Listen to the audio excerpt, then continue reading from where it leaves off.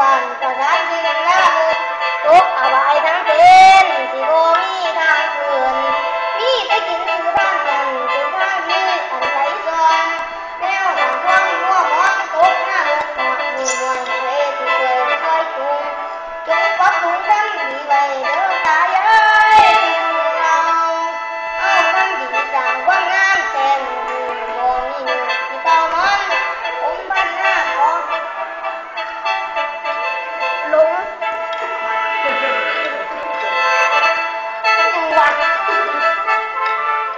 หายก็เหมือนเขาแล้วนี่เลยผมบ้านหน้า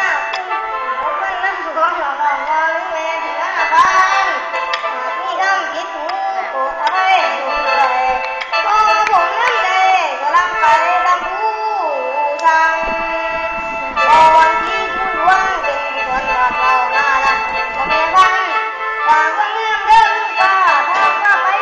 ก็สบายจงสาสาคำที่ไปสิ่งแวดล้อมของนายลองพาเรมาเรน้องโอ้ยน้อย